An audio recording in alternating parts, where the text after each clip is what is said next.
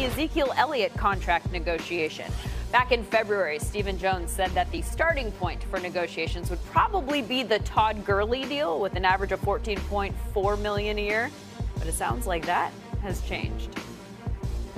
No, I still, think that's, within realm.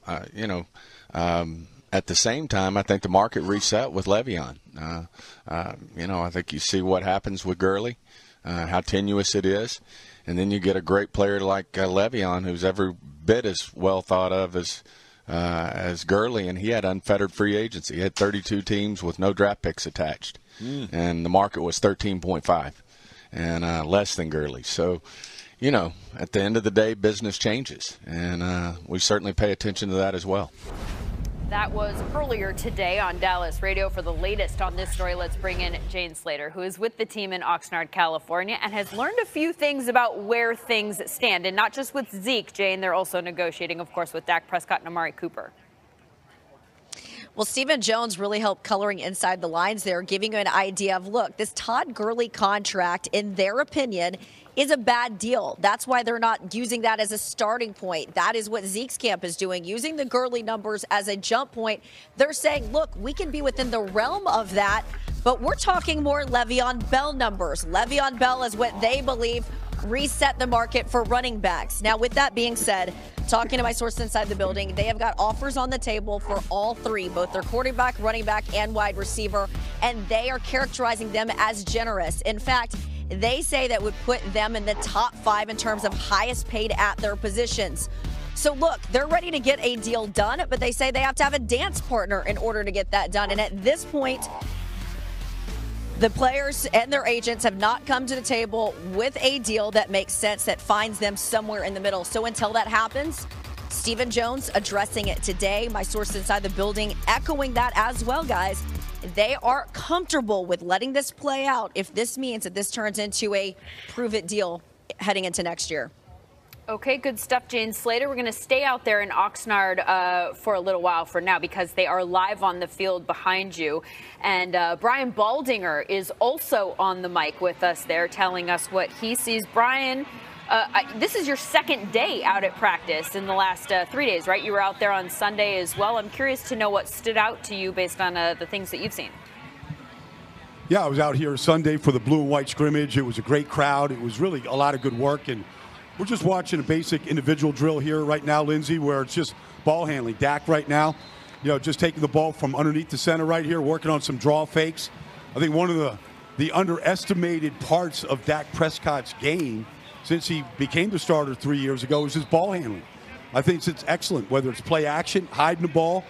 I think it's really something that has defenses off balance, but they're just doing some basic ball handling drills here to all the backs not named Zeke right now. So we got a couple of rookies out there, and Tony Pollard and Mike Weber. This Darius Jackson, number 26. Alfred Morris signed last week, taking snaps from Dak, who, of course, he was here 2 years ago when Zeke was suspended the first 6 weeks.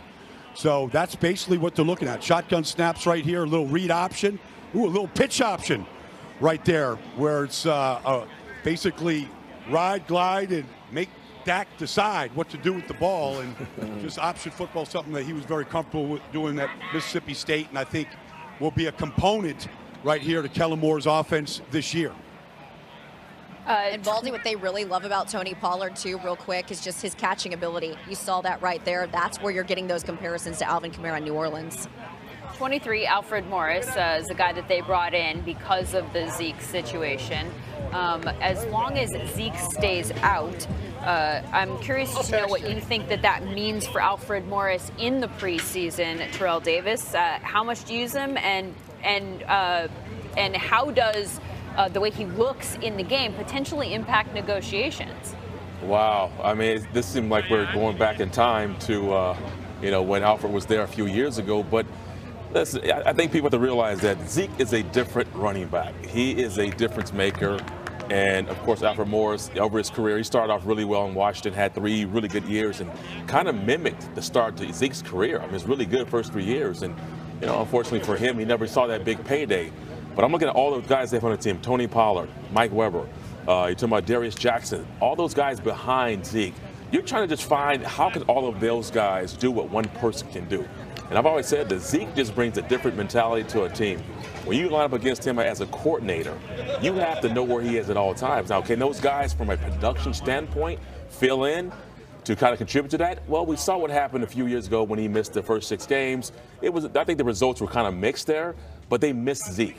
And he is just that guy that just, they don't make him. He don't come around every single year. So he is a special running back, and it's going to be tough to fill that void. I'm curious to find out right now what's Kellen Moore doing with the offense. Is he changing the offense around to sort of suit the skill sets of the players that he has in that offense? Just pressing pause and assuming you're going to get Zeke back and practicing for what you're actually going to do in the season? Because I think you have to kind of be prepared for that. If he's not there, then how do you tailor-make this offense to where it really emphasizes the skill set of the other guys who will be there? Baldy, Jane, have any insights as to that?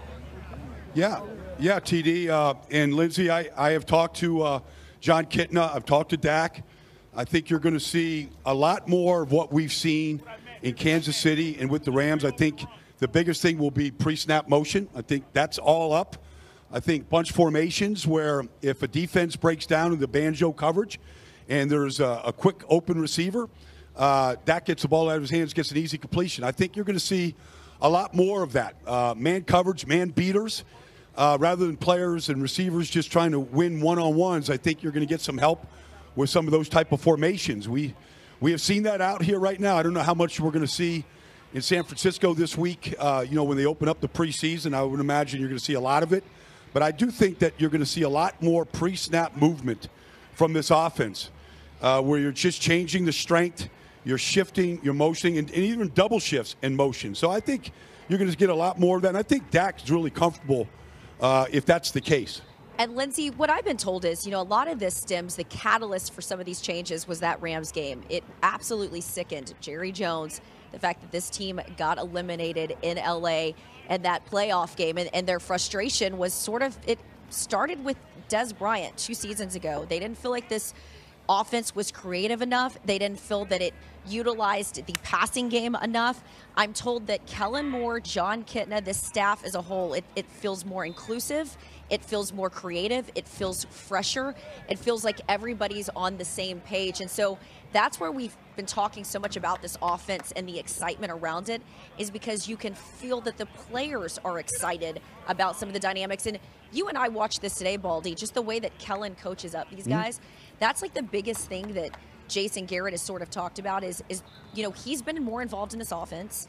He's been walking into these rooms with the players and the different position groups and giving feedback here and there. But it's the way that Kellen connects with the players that's really stood out for a lot of them, and why they felt comfortable in a year where Jason's really got to prove it to put this offense in this young guy's hand in Kellen Moore. He knows the offense, and he knows what he wants, and he knows how to communicate it.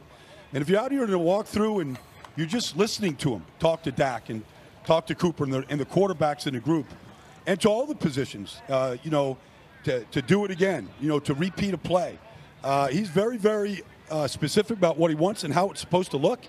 And I think he's very direct to the players. And I think the communication is going to be really, really good between coach and player.